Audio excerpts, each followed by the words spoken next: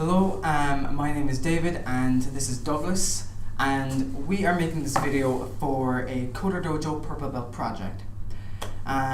So the main idea here is that we teach code and we get 3,000 views on the video. Yep, so today what we're going to be teaching is HTML5 Canvas, which is effectively a way to draw images directly with code.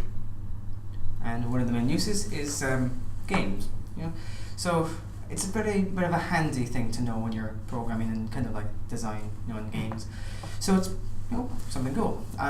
So we're really hoping that you really enjoyed this video, and if you do, please spread the word, as I would really appreciate. We would really appreciate it if we got the views and the purple belt. So thank you, and we really hope you enjoy the video. Yep.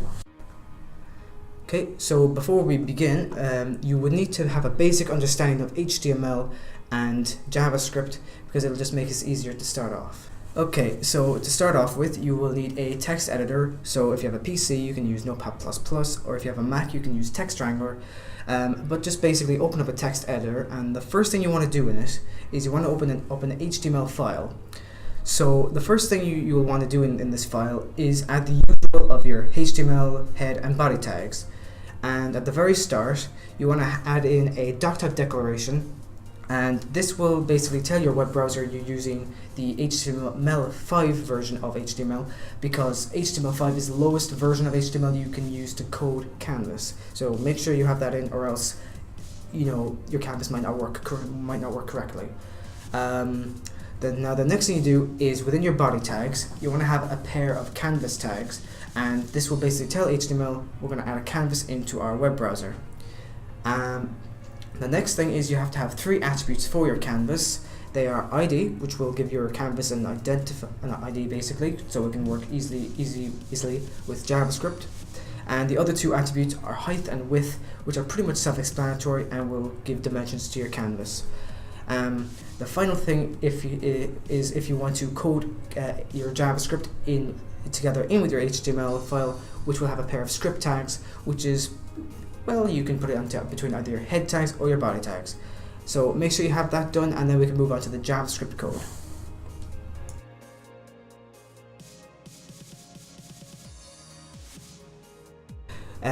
So let's go between the script tags now to start doing the JavaScript. The first thing you will have to do is you want to create a variable, and name it whatever you want, it doesn't matter, and the value of this will have to be document.getElementById, and then make sure you have parameters after this, and within the parameters and in quotations have the ID of your canvas. So if you don't know what it is, just go down to the ID attribute of your canvas, take note of that value, and put it into the parameters of your .getElementById. As soon as you have that, create a second variable.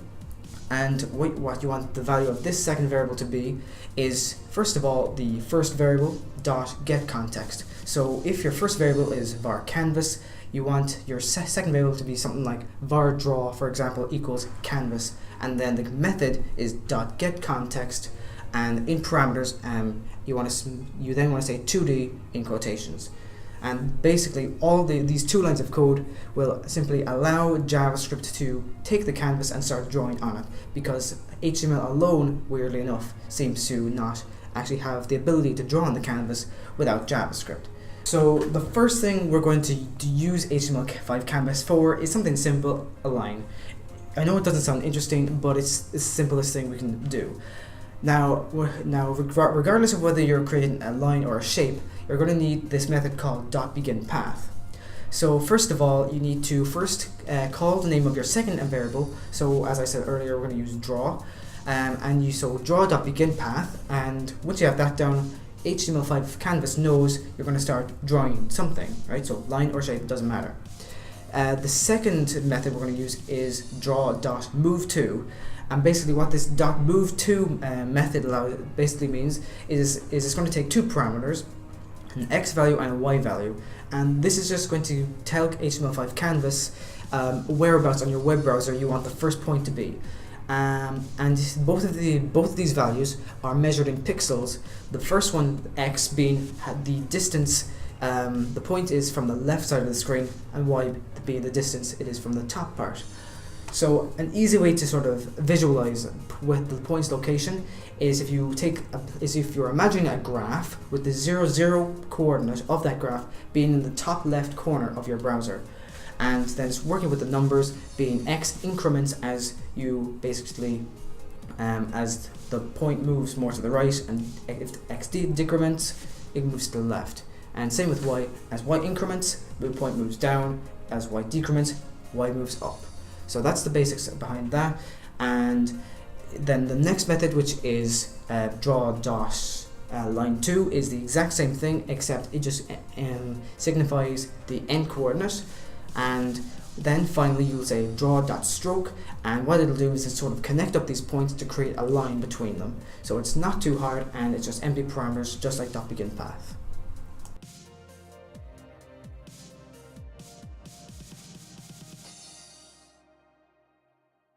After you hopefully have run that file and it hopefully works, if your line, of course now you should have a line, and it's going to be just a simple line.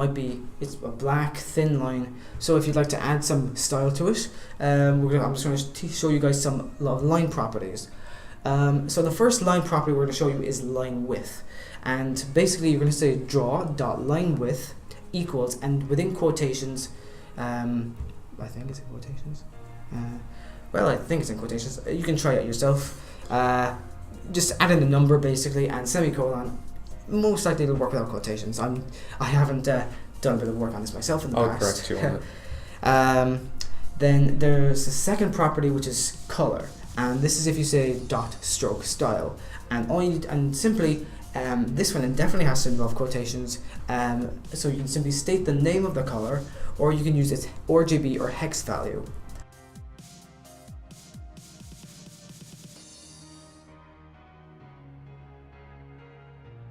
Alright, so we know how to make one line and how to put it on the canvas. However, what if we want to put two lines and join them together? Well, for that you need to know how to do a line join. It's fairly simple to do. Between the two lines, all you need to do is put in the name of our variable, .line join, join beginning with a capital J, space equals space, and then within apostrophes, miter, round, or bevel. Miter goes down to a very fine point at the end of the first line before beginning the second line. Round ends in almost a semicircular cap, and bevel stops at the very point where it's supposed to end and then just begins where it's supposed to begin. It effectively leaves a flat edge before carrying on.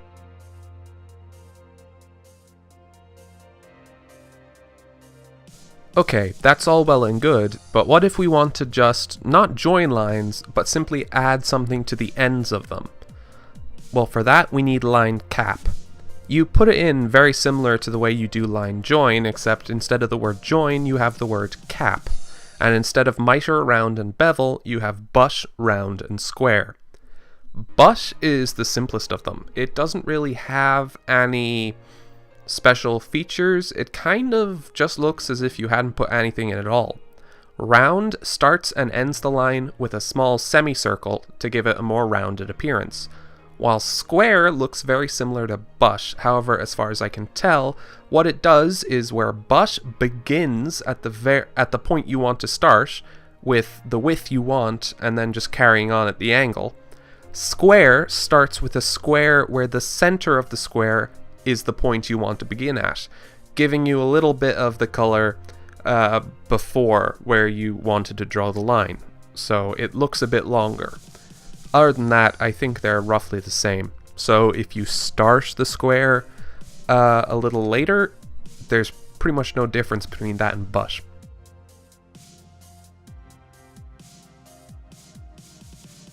Now for something slightly different. We've explained to you how to do things basically on a single layer. For those of you who do stuff like Photoshop or GIMP, then you know that layers are very important to kind of the overall professionalism, I'm going to say, because it allows you to have multiple layers. So if you draw something, you don't have to just draw over it. You can just draw a layer on top of it so that you can go back to the previous thing without having to just undo a load of work you've done on top of it. Now, if you want to do this in the canvas, there is one way to do it that I don't entirely understand, which is the z-index. However, there is also another way, and that is by making multiple variables. Now, this is a decent enough way to do it. It allows you to, say, make a full background and then with the fill mechanic, and then draw lines above it, helping you make two-tone, and if you go with more variables, 3, 4, 5, as many tones as you want, as many colors. It basically works along this pattern that if the first variable to be entered is the lowest layer, and each variable after it is progressively more and more above it. So if you have 3 variables, the first one to appear in the code is the bottom layer, the last one to appear is the top layer, and the middle variable is the middle layer. So to put it into context, imagine you're at a party and you're keeping an eye on everyone who's walking in the door. And you have the first person walk in. It's fairly easy to remember what they look like, right? Because, there's only been one. However, as more and more people come in, it becomes harder and harder to remember what the first person looks like because they've kind of been obscured in your memory by the people who've come in since then, until ultimately you might not be able to remember what they look like at all. And, well, that's how it works.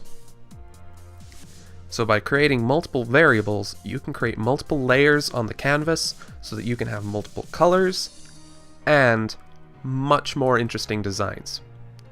So, yeah.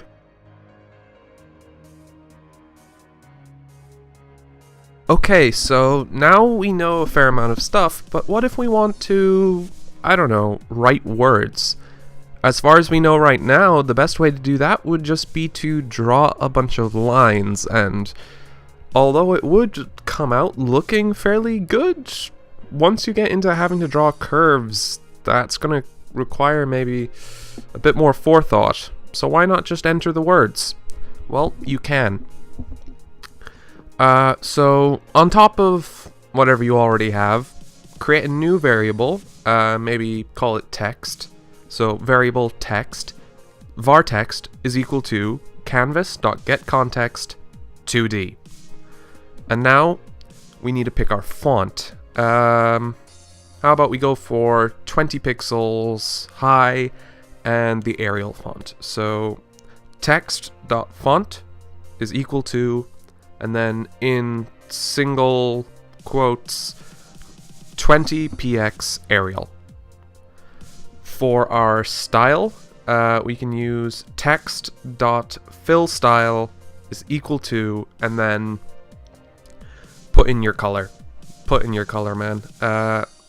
And then to put in the text we want to appear and where we want it to appear from, text.strokeText, text.fillText, and then all in brackets with single quotes, your text, comma, space, and then the coordinate, the x coordinate you want the coordinates you want the text to appear from. So like the very top left corner of the first letter. That's where you want the text to start appearing.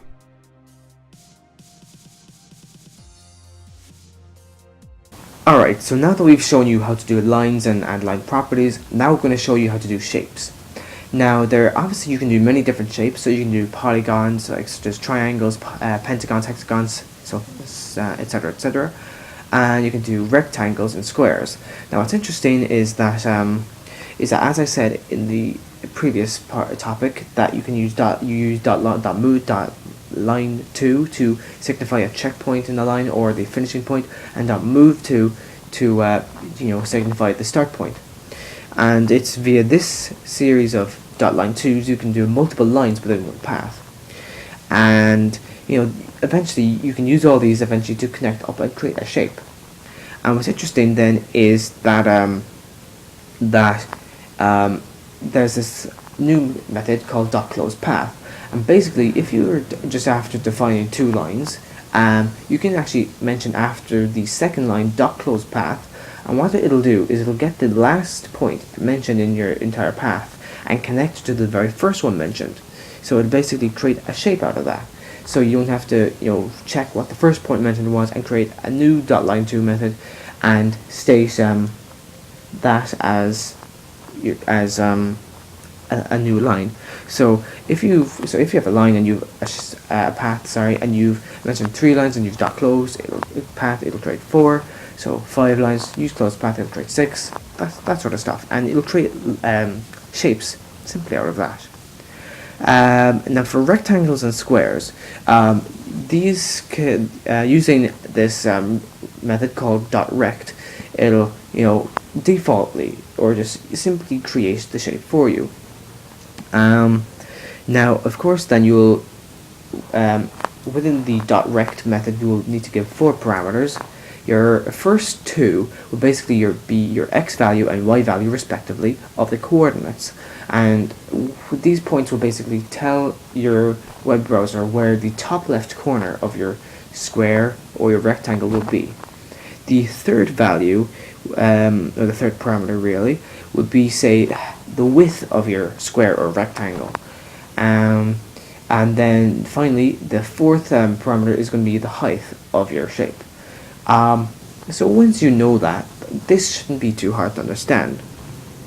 Now finally, you can use your line properties to to add properties to the line, but also you can use this interestingly enough, use 2 methods to give, say, your shape a color, for example. Now there's this method called .fill style. It's simply what .stroke style does. And what it'll do is it'll actually fill your shape with a color. So .fill style will give your color or your shape a color, and it'll be basically the same values as .stroke style. Now what you do then is after you mention .fill style, you'll then need the method .fill, and it'll basically take the information from your .fill style method and fill the shape then with color. And again, you'll need these. You will have to put these 2 methods before the .stroke method, and probably the .begin path. Okay, so that's pretty much shapes entirely.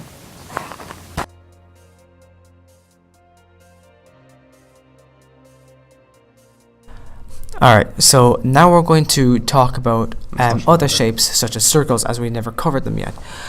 So first of all, to do circles, we won't be using the move to or line to or even the .rect method, but a completely new method known as the .arc. So the first thing you will need to do is within your parameters of your arc method, you're going to come across the first 2, which are the coordinates of your circle. So the first being how far the x value, and the second being the y value.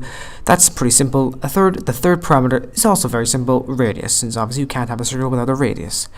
Then your 5th and 6th are starting angles, your starting and ending angles, and when we kind of talk about using this method for curves, we'll explain a bit more these into a bit more detail.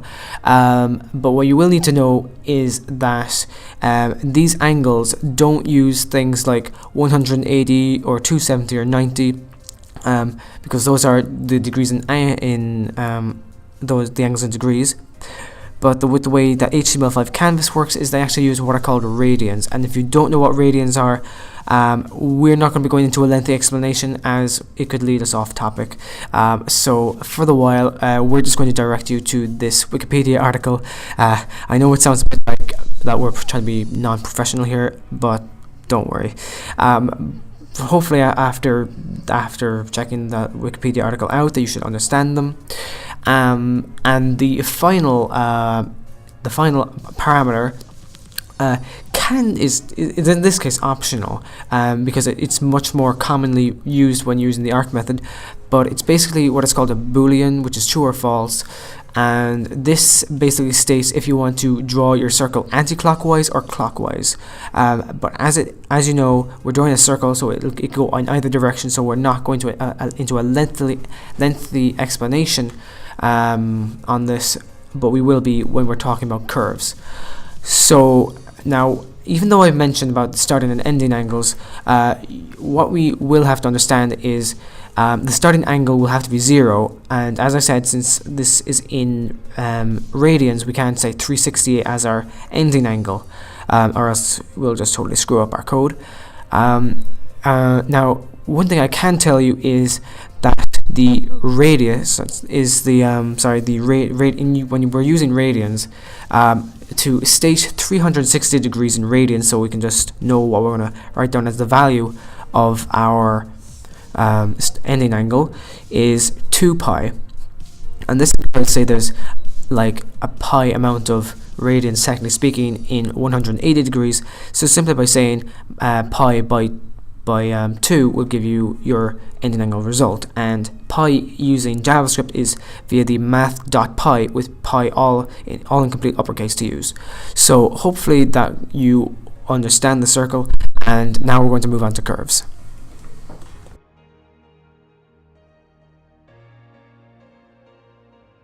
Alright, so we've covered circles, shapes, lines, but one thing we didn't cover on was curves.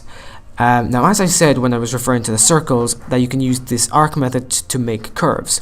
So we're going to start off with using that method. So again, the first 2 parameters are for the center of the circle, and the third is for the radians. And the best idea when drawing curves with this method is just pretend there's an imaginary circle, and you're only using part of the circumference as the arc. That's the best way to think of an arc using this method. So as we referred to on the starting and ending angles, is that you use radians, and as we mentioned, we have left a Wikipedia article linked to that. Now, if you want to imagine, say, a grid, because in fact what's actually going to happen is that your starting angle 0 isn't, say, directly up. It's not. It's like if you get a protractor and hold it in front of you with your 0/360 degree angle directly up, with your 90 in either left or right and 180 down.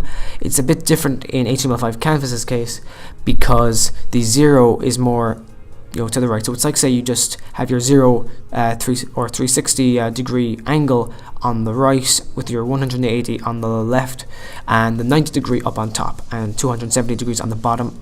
I might be rambling on here, but you might, if you want, you can re-go over what I was saying to try and understand that. But basically, the starting angle would be 0, which is over, say, more directly to the right of the center, and your ending angle is, in fact, the same. Will be in the same place when you're referring to circles, but you say you can rotate. It's like, say, the best way to think of it is you get 2 lines, and you put them, connect both of them at the center of the circle, and the lines are the length of the radius, and it's like you move the ends that are not connected to the centers around, and wherever those 2 ends are is maybe the starting and ending angles of your circle, and that's kind of maybe the best way I can explain, but don't really worry. Now, once you've stated your points, you now need to use your 6th parameter, which is your boolean for anti-clockwise. If you say true, it basically means that you're going to draw your line where it's going to say rotate sort of backward in the direction of a clock. So if you have your starting angle maybe somewhere between 90 and, say, 180 and 270, you're going to see it more, say, below and to the left of the center. And then if say your other point is, say, somewhere between 0 and 90, it's going to appear more to the up and right. And if you use true, basically it's going to travel down in a curve and then back up and around to the top. And if you use false, basically you're saying in the direction of a clock. So again, if we refer to those 2 points, it's going to curve up around. Now, this may seem like we're rambling on, but your best option maybe is to just take the parts as we've mentioned in slowly and work well with it, and hopefully you'll understand it after that. So that's one form of curves. There's another one. There's two other ones, which are quadratic curve and Bezier curve. Quadratic can basically make U shapes or deformed U shapes technically. So we have the method spelled here for you if you want to use that. And within the 4 parameters, the first 2 are the x and y values of what's called a control point. Alright, so what the control point of a quadratic curve will do is basically it can stretch, say, the little curved part of the circle, or the line of the curve really. That's what that point will do, and your final 2 will basically state the coordinates of your ending point, so it'll know where the quadratic curve will end. And there's also, and as I said, with the Bezier curve, with the Bezier curve, you actually have 2 extra values. Your first 2 is for the first control point, and the second is for the second control point. And what happens is that this can give a, say, bizarre curve. So Bezier bizarre curve. But that's how it works. It's kind of like a quadratic, but you're adding a control point. Say when you were young, when you were drawing clouds, you'd usually have little curves to connect them all up. Maybe one of the curved lines you use to draw that cloud, that could be a good example of a Bezier curve. Not the greatest example, but a simple example. And then finally, your fifth and sixth parameters are the coordinates of your ending point, and so obviously to give your curve a place to finish. And that's basically all the most majorly used curve methods for curves. There's another one called arc2, but I myself do find it a little bit awkward or hard, really more hard to explain. So we're going to leave it at that. Right. Have we covered everything, Ross?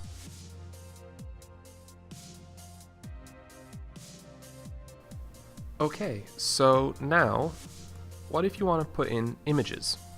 Because we now know how to, draw whatever we want to draw.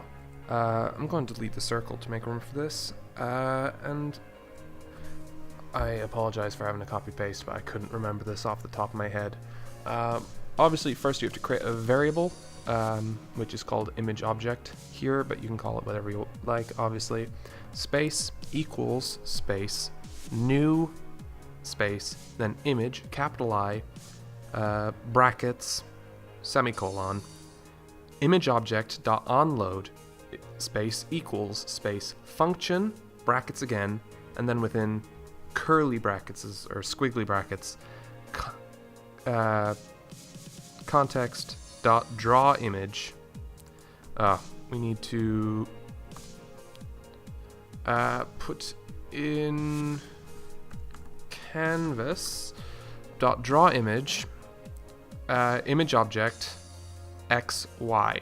Here x and y are basically the points left, right, and down you want the image to start with. So let's go for 20 and 20, because that's always a good enough one.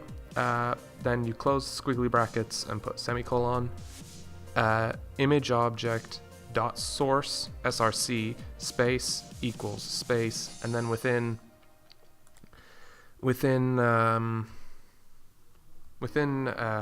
apostrophes you put in the location of your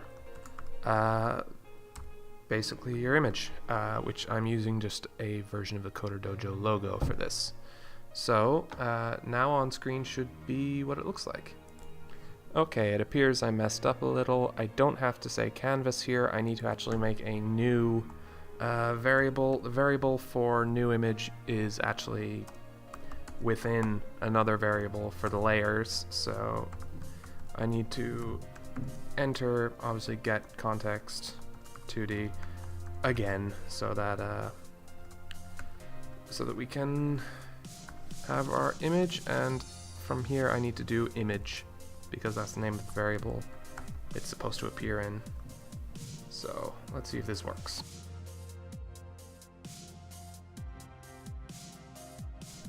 Well, that worked, but now what if we want to crop the image, because that covered pretty much everything. So, if we want to do that, we need to add two more parts to the draw image. These are the height and width or is it width and height of what we're putting in. So, it starts still at 2020, but it's only 200 pixels wide and 200 pixels high.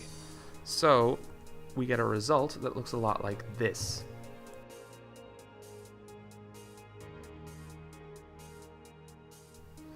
Okay, now these are all well and good, but what if we want to take part of an image, not the entire image? Well, to do that, what you have to do is, well, you need to crop it. To crop it, you actually need to add 4 more numbers into image.drawImage. The first 4 are now the source parts, so the 2020 is no longer where it appears in the canvas. It is actually where the cropping starts in the source image. So it's going to be 20 pixels across and down from the image, and then 200 pixels right and 200 pixels down from that. That part appears. And we're going to put it in the same place in the destination, the canvas. So you're going to see 200 pixels worth of the CoderDojo logo appear in the canvas.